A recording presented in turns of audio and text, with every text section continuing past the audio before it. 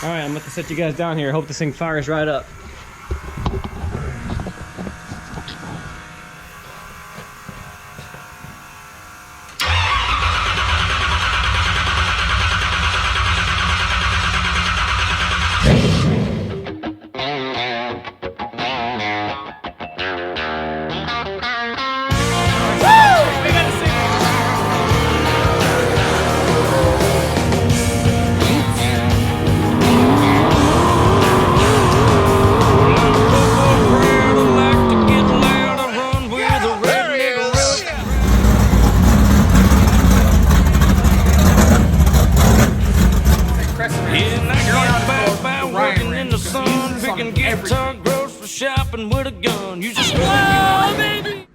Welcome back, guys, to Cherezian Racing. This is part 4 on the Imca stock car engine build I've been doing.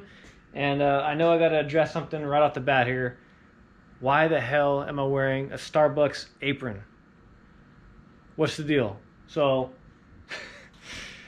as many of you guys know, my wife, Livia, she works for Starbucks. And she was throwing a bunch of trash away, and I thought, you know what? This is probably something nice to have for engine building, because you always got dirty hands, and sometimes it sucks when you come home from work after working 10 hours, and you have a decent shirt on, you know, that you don't want to get dirty, and then you start working on engines in the shop, and you just get it all disaster all over it. And so I'm thinking, put a little apron on here. I don't care about it. It was going to the trash anyways. Got a little pocket here and there. It's my engine building apron. So, no further ado, let's get to the engine work here.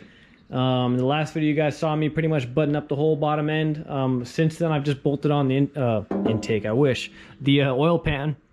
So, that's on there. And so, we're going to go ahead and start assembling the top end here. So, before I can put the heads on, which are not ready yet, but just bear with me here. Before I can put the heads on, I got to put the gasket on, right? So, these guys are going to get head studs and all that, but basically, if you go back in the videos, if you do the math, I'm about 20 thousandths in the hole here with my pistons. So I'm going to be using a steel shim head gasket. These are the Velcro 1094s. They're a 15 thousandths inch head gasket. They're super, super thin. And I've used these in the past with pretty good success. I do copper coat the crap out of them, but something I wanted to show you guys here real quick. I have 4 of them here because I'm also using the same exact head gaskets on Frankenstein, because those pistons are also in the hole like 25 thousandths or 30 thousandths. So trying to use something really thin to get the quench right. But anyways, these are not, I don't think they're considered a racing gasket. And let me show you why here real quick. So I told you guys back in episode 1 that I was going to share all my little tips and tricks on building circle track racing engines with you that I know of. And something I've learned all in the years doing trial and error stuff is I used to use just bone stock replacement Velcro head gaskets. And I think there's a, let's see if my memory is correct, I think it's a pt.4 or something like that. And they're just the bone stock replacement head gasket. And they're dirt cheap back in the day. But they weren't considered their racing head gasket. And I was like, what the hell's the difference? Well, I found out by looking at a racing gasket. This is a Velcro 1003, which is basically, you know, the same size as that 7733 or whatever, or I don't know what the hell, it's just a stock gasket, all right? Mess with my brain here. All these damn numbers. All right, so the stock gasket, the difference that I found is this is a coolant passage here and a coolant passage here. And what I've noticed on the racing gasket, there's 2 large holes here for coolant to go through. Whereas the stock one, just imagine these in the center here, looking like that, because there were 2 small pinholes. And so I'm like, okay, they're trying to get more coolant flow through right here. And I'm like thinking to myself, why? Well, pulling the old head gaskets off that I had a long time ago, the stock ones, I noticed that right about here, it was getting really black. It wasn't blown out, but the head gasket was getting really, really like discolored and stuff. And I was like, damn, that's getting hot. Well, why is it getting hot? Because, let me show you here. On a small block Chevy, the 2 exhaust ports are right next to each other, right here in the center. So this is the hottest part of the cylinder head. So I'm thinking to myself, all right, Velcro knew what the hell they're doing. They're trying to get more coolant in the center to cool down this area where those 2 hot exhaust valves are. So I've always, in the in the future after that is I always drilled out those holes bigger, even on the stock type gaskets. So that's what I do with these 1094 Fel-Pros. I put all 4 of them together, put the dowel pins on each side, and just went over here on the drill press and just a couple times. Super easy. And I have, since doing that, I've tore apart my motors before, and I've never seen it get that hot before in the middle there. So I do think that bringing extra cooling through here, because when you bring cooling up through here, it's got to get out. And the way it gets out is, you know, up through the intake manifold, but it has to go over here and here. You guys know what a small block Chevy cylinder head looks like. The only way coolant exits is here and here. So the coolant might come up through here, but it's still got to go here and there. So getting the coldest water right here is the best thing you do. And I've also taken the water pump and I've actually drilled a hole on the side and I've plumbed a line, a fresh line right in between the 2 exhaust valves here. And then, you know, right in this area, there's coolant behind that. And I've plumbed in a line there to get even more of a shot of extra cold right from the freaking water pump shot of coolant. And yeah, it works out pretty good. But I just want to show you guys, head gasket, what's going on here. Just drill those 2 holes out, and when you put it on the block, you'll see that you got all kinds of flow there, and then over here it's still restricted, so you're really forcing the cold water through the center right there, which is the best part. So that's enough of that. Time to get the cylinder heads on. All right guys, it's like 102 degrees out here and my fan's going on in the shop, so I can't go in there and really talk because it's too damn loud, but I'm putting the head studs in, ARP head studs. So I'm just gonna go ahead and film and not talk and show you guys how I do it.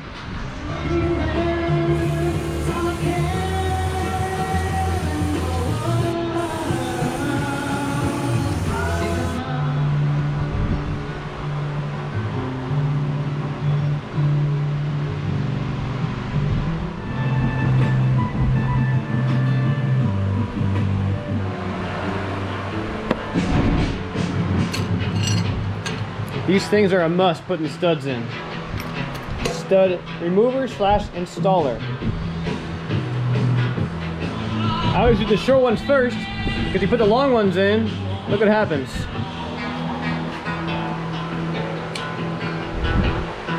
Trying to tighten it down, it won't happen, so small ones first. All right, that's how I do it. I let the silicone dry a little bit, a couple hours, then I go ahead and take a razor blade. Here's a little trick for you guys. If you need a drink stand, just go ahead and jack it on up to your hands level. Thank you, beer assistant. So now that the studs are all in and prepped and the silicone has been removed, I've now marked the block. If anybody's ever wondering if you got one of my blocks, gonna have an RBC stamped on right there, and then I also write RBC and Sharpie and the date I built it right there. So now you guys know in the future, if you ever get one of my engines, or I guess short blocks for that matter, 2 spots, I always put it on there. Anyways, I sprayed down the block gasket surface here on both sides with brake clean. I did the same thing over there on the head, so they're all dry and ready to go on. And I still copper coat my gaskets. These are the 1094s, like I was saying before, and they say don't put any copper coat or any kind of coating on there because there's already a sealant on there to begin with, and that's all fine and dandy. But I've always used the copper spray, and I've never had one of these steel shit head gaskets leak. I'll give it one pretty decently heavy coat until it turns copper on both sides, and then I'll let it get kind of tacky, and then I'll go ahead and put it on the block as soon as I can and torque down the heads. That's what the instructions say on this copper coat thing, and that's kind of what I follow to the T. So torque them as fast as you possibly can after this thing gets a little tacky. All right, so what I found is putting these head gaskets on the studs is kind of tricky, especially when you don't want to handle it too much, because you might wipe that copper off. So what I do is I try to get it just on the majority of the top ones here and get a little bit of thread poking in, but don't push it down with your hands. Just get the cylinder head, and the cylinder head will guide it on all the studs. That's the way I do it, and it works pretty good. Let me show you guys. You can line up one of the holes here, just like that. And then you'll know when you're down all the way, because it'll be dang near flush on the block with those small head gaskets. Yep. There it is right there. And bingo. We're down. Alright, putting all the ARP special lube on the threads here. And one little trick that I like to do is I like to do all this with the nut, or not the nut, the washer off of it, so you get down as far as you can on the threads, so you know when you're getting engagement, even the bottom threads, when you get that final torque spot, are going to be seeing that ARP lube on there. And then after I'm done doing this, I do like to put the nut or the washer on, but not before I coat the one dry side that's not going to be going down. It's going to be facing up. I like to coat that too, just to get lube on every surface possible. And after it's all torqued down, I will go ahead and wipe all this excess stuff out of the valley and, you know, off some of the valve train and stuff, because it's kind of messy. I don't want this stuff in the oil when it's breaking in, contaminating my braking oil. So that's just a little trick. This stuff is probably good for breaking in the cam, but it's not probably good for ring seal. So I want to get that crap out of there. All right, so another little trick here is why do I get these studs in so tight? You know, I get them down with that stud remover or installer pretty good, and I crank on it pretty good when I do the RTV. Why is that? Well, because if you let them sit like you're supposed to, and then you take a razor blade and get the excess off, once you go torquing down the heads, you don't want the stud to start moving on you again. So what I did is I put a line on all the top of the studs before I torqued everything down, and I just made my final pass 80 foot-pounds here. I'm not lying to you guys here. Right there. And they all are exactly straight up still.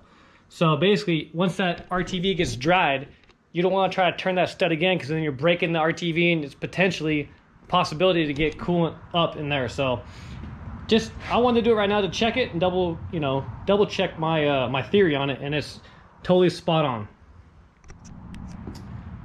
And one more little nugget of knowledge for you guys. If these heads started getting reused, which these ones are, when you pull them out, you will see that this head stud right here, in the middle between the two exhaust valves, will look a little bit different than the rest.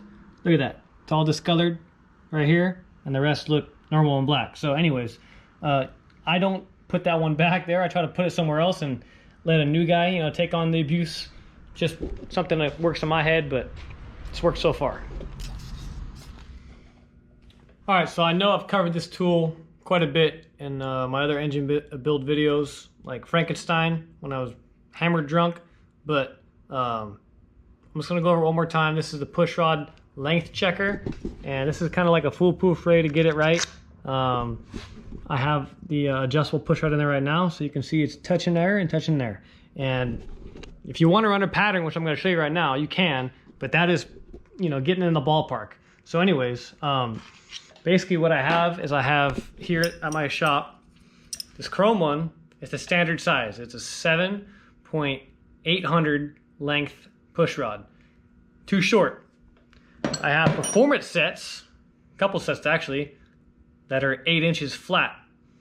And lo and behold, what I need is right in between. I need 7.900, which is basically this adjustable guy down there. I got it set to 7.900, and as you saw, it hit both sides. And so what I'm going to do right now is to run a pattern. I already ran patterns on the exhaust side here, and when I put the short pushrod in, the pattern was way over here on this side of the valve, and it was really thick. And then when I put the longer pushrod on, it was definitely on this side of the valve here, and the pattern was a little bit narrower, but still wasn't, in the center. And that right there is from the last one, which was that guy right there, which is pretty much smack dab in the middle. And a cool little trick I learned from a channel called Salta Racing Engines is using a Sharpie here. Number one, you gotta have the fan off, because that will dry it out really fast and you won't be able to get the right pattern on it. But if you want to erase it, it's hard to, it's permanent, right? So it's hard to get off there. if you go ahead and take a Sharpie over it and put a new batch of ink on there, it comes right off. It's incredible. I just learned that today. So anyways, I'm gonna run a pattern real quick on this side and make sure that the intake and the exhaust side match. And you gotta do this kind of quick here because you don't want it to dry or it doesn't really make a pattern like you want it to. So let me just go ahead and throw this on real quick and run it through maybe twice up and down and check it again. All right, so I just went up and down a couple times and I'm gonna get some different poly locks because that ain't gonna work. That's too flush inside there. You can't even get a wrench on there or nothing. But anyways, I got it on there just to get zero lash for now and run it up and down. And that guy didn't move, which is good. So let's check out our pattern on the intake. Yep. Right across in the middle. So that push rod length checker, that's like 12 bucks. Well worth your investment. All right, ask and you shall receive. I asked around some of the local racers and somebody had a set of 7.9 inch push rods. They're used, but they're in great shape to look like. But I'm not gonna take it for granted. Always spin your push rods, even when they're new, because I've seen some of these new ones be bent. But I'm gonna go ahead and check all 16 of them out, make sure that they're not bent. Probably should have done this before I, bought them from the guy, but he gave me a hell of a price on it. But just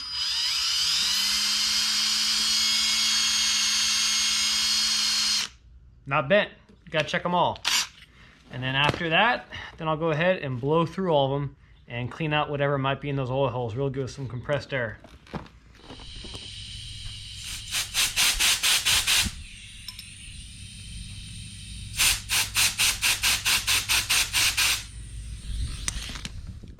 All right, I've already said it before, and I'll say it again. This is not a how to build a racing engine video, but I'm gonna show you guys how to tape off this engine because I normally don't do it this way. I normally just slap a intake manifold on, dummy one I have, and then slap some old valve covers on and just paint it the way it is.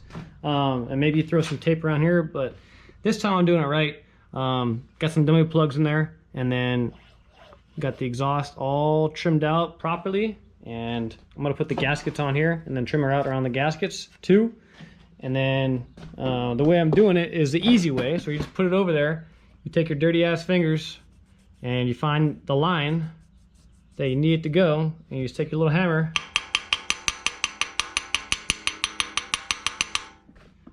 voila.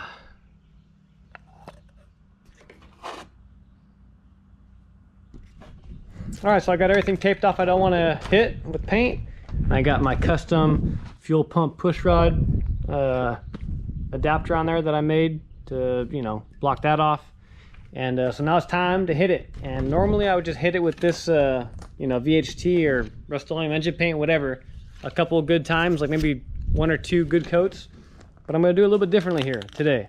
Obviously I'm going an extra mile. I've never taped off a motor this well before, so I'm gonna go ahead and just hit the bare metal that's very shiny and smooth at the moment with just a very light coat. Hopefully that tacks up and doesn't blotch up real quick. And then after I'm done doing that, then I'll start going to town on it and show you guys how I'm gonna finish it off. All right, got about 3 coats on her, and dang, she looks good. And here's the secret, something I've never done before: clear coat. I bought this automotive clear coat and hardener.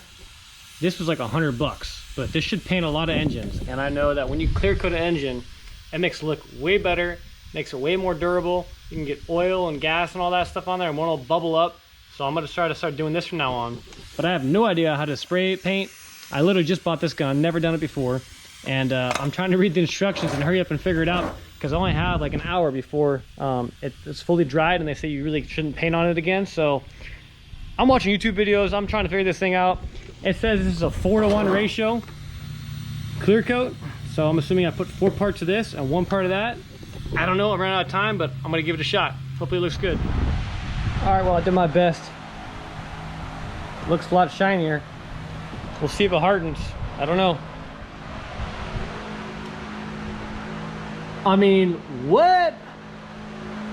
You guys, I am beyond happy right now with how this turned out. It's been about 2 hours or so, and it is slicker than a baby's bottom, and it's just like a mirror finish. I don't know what I did here. I'm beyond an amateur. I'm not even close to what they call an amateur. I have no idea how to use this thing.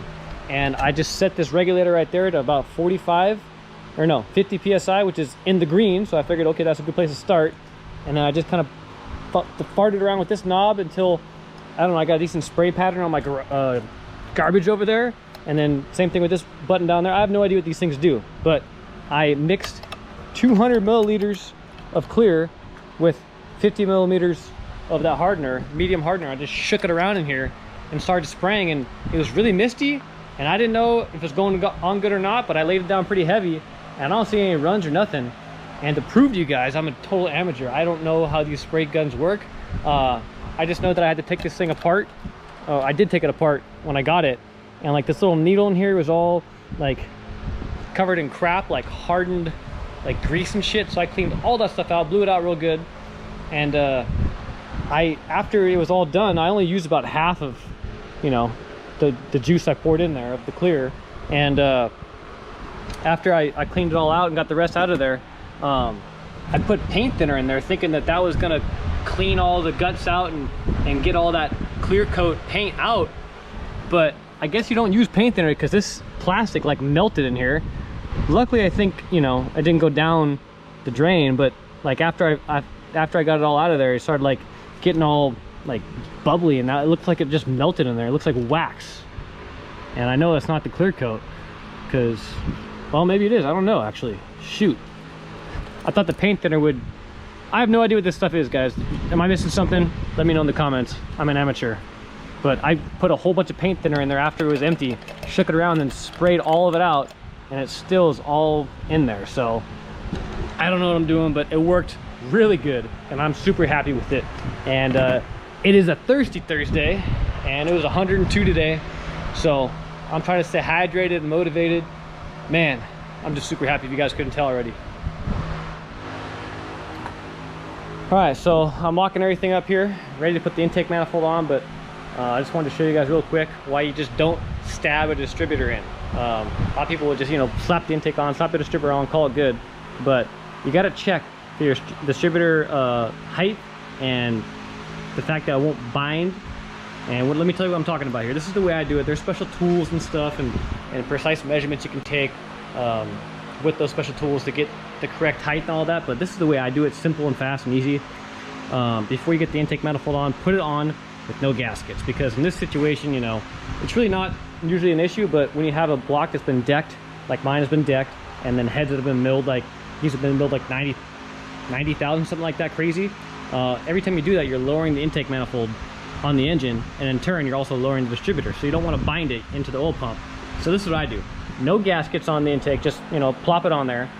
And see that right there? She is not gonna go down. She's bottomed out in the oil pump. And so I take that measurement, whatever that is, and I measured it about 100 thousandths. That's the gap there. And then I also take the measurement here, what that gap is between the china wall on the block and the intake manifold, and that is about 85 thousandths. So I add those two together, and well, let me show you what I do now.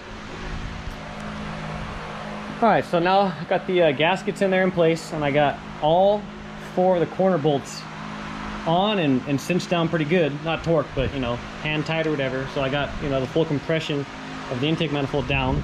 And looking back here now, this gap now here went from 85 thousandths, now it's at 180 thousandths. So basically I went up almost 100 thousandths, 95 thousandths, and this gap right here is, I wouldn't say that's exactly flush, but that probably is about 5 thousandths of clearance there, because you can tell it's all the way down and it's still, you know, it moves easily, so it's not sitting flush. There's no pressure on the intake manifold. So you know, there's no gasket in there, and the gasket alone, one of these gaskets from Velcro, I believe, is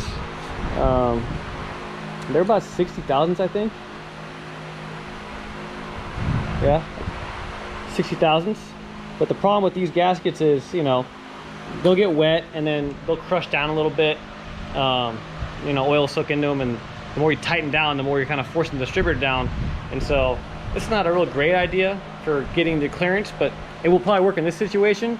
Another thing you could do if you want to raise it up a little bit, the intake manifold raise it up, is you could just get a little thicker intake gasket. But you want to check your alignment here on the port, and this is kind of difficult for me to show you, especially with it being a dual plane. But I got a bore scope in there right now, and basically this whole gray part is the intake manifold roof, the top right here, like basically right there where it goes into the cylinder head. And then the dark part is the roof with the cylinder head going in. And you can see right now my alignment, well, it's all shaky right now, but my alignment, you can barely see a sliver right about there of a gap. So it's pretty much lined right up, but the intake manifold is just a little bit higher. And you don't want that misalignment at all. I mean, that is just about, you know, the maximum I don't want to see. The way to make that better is to get a smaller intake manifold gasket, like a thinner one, and it'll come down and it'll make that perfect. Which, I mean, that's probably not more than, I don't know, 5 to 10 thousandths anyways. It's not a big deal. But then you're lowering the intake manifold, and then this is going to come up back up again. So you could double gasket. I've done this before. I've double gasketed these guys too to get a little more clearance. I think MSD says they want about 30 thousandths of clearance from when it's bottomed out to, you know, to where it's running at, and that's like their minimum spec is 30 thousandths. So I will get, you know, what's right now I'm running out of 5 thousandths. Basically 60 thousandths of a gasket minus 5 thousandths is 55 thousandths of clearance between the distributor and the oil pump drive shaft, which would probably be fine, but this got probably crushed down to, I don't know, maybe we'll just say 30 thousandths. So I'm really 25 thousandths above, which is right on their minimum spec. So I probably will double gasket this one. And they also make shim kits, like nylon hard ones of these. I'll even raise up more, like they got like 100,000 shims and stuff, I think. So there's that option. But just so you guys know, you can't just stab a distributor, and you gotta check it. And then once it's all in, I will spin it over by hand. Well, I'll spin the motor over without the spark plugs in, and I'll put some like some grease or some like Prussian blue on the gear, and then run a contact pattern on the distributor gear itself, kind of like a ring and pin in this, so you can see exactly where your cam gear is meshing with the distributor gear.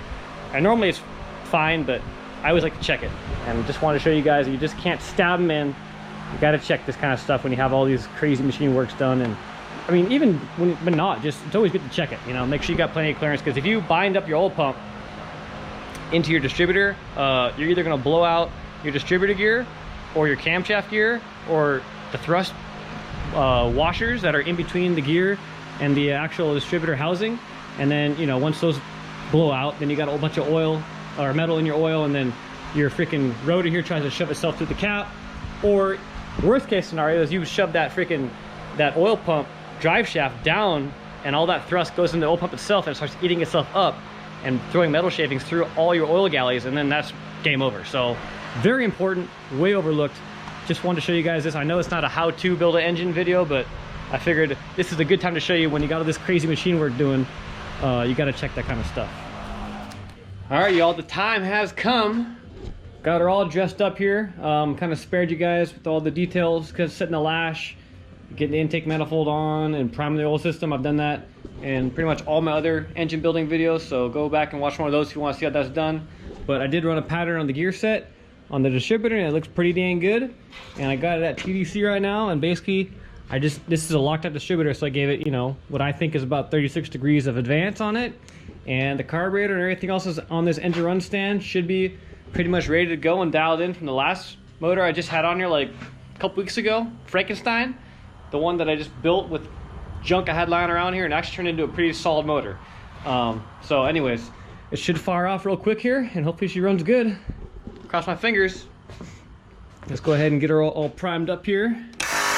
Low pressure. All right, I'm about to set you guys down here. Hope this thing fires right up.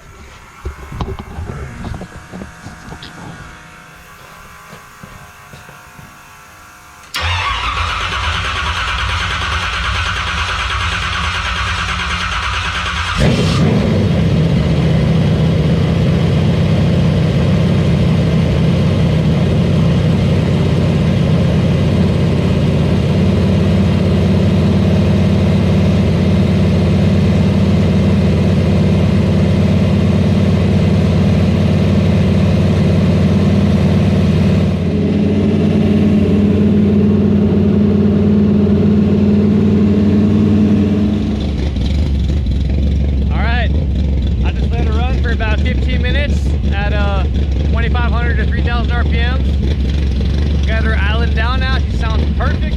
Timing set 36 degrees, wasn't too far off. And give her a little listen right here. It sounds pretty sick.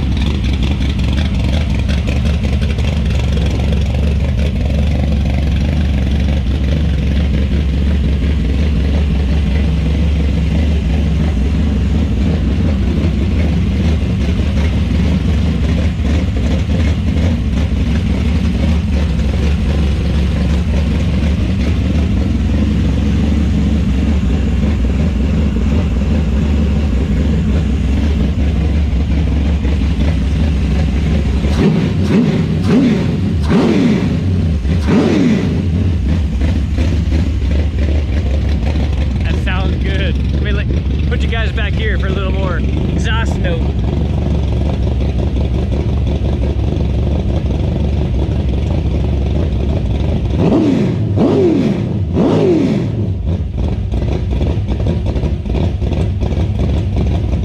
Ooh, baby, she sounds good. All right, guys, that is pretty much a wrap on the IMCA stock car motor. I'll have a drink to that. She sounds good. I'm gonna post it for sale because obviously I don't have an IMCA stock car no more. And that's the reason I started building this thing to begin with, because I had one that I basically traded Johnny for the enclosed trailer. But anyways, I think this is the coolest looking motor I ever built, just because of the dang paint job on there. It's really clean. I mean, I've never built one I don't think it looked quite like this, just with the shine on it. And I don't know, I'm a sucker for colors, I guess, but she runs as good as she looks, and I'm pretty proud of her. Man, it's been a hell of a journey since I started building this thing. Damn near 10 months ago when I started doing these videos on this thing. And we had the problem with parts. We had the connecting rod parts problem. We couldn't get the parts in time. It took like 6 months to get the freaking connecting rods I needed. And then I had a problem with the machine shop getting my hone correct, and I had to take it to another guy. It just was a long journey, and it's been a long time since the starting video until this last video. And man, I'm just glad it's over with.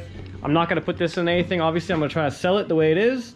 Hopefully somebody around here has an IMCA stock car they want to buy it for, maybe a backup motor or whatever. But if I can't sell it here, I will take it to South Carolina with me, probably, just because it's a good running motor. And even though IMCA stock car is not really a thing out there, it'll be a good motor for something else. I don't know, but maybe I will get this sold. Who knows? There are some stuff on this motor that came from the super truck, like the flex plate and the distributor, both out of the super truck. But everything else pretty much is brand new on this thing, and I'm pretty proud of it. So thank you guys for watching. As always, just checking another one off the list, man. Frankenstein's done, IMCA stock car motor's done. And yeah, just been really working hard here, getting ready to move. It'll be about a week or two now that I'll be out of the house, so kind of crazy. Anyways, see you guys next time. Remember, if it's bent, it ain't broken. And sometimes I do build brand new stuff on this channel. You just don't see it that often, but she's done.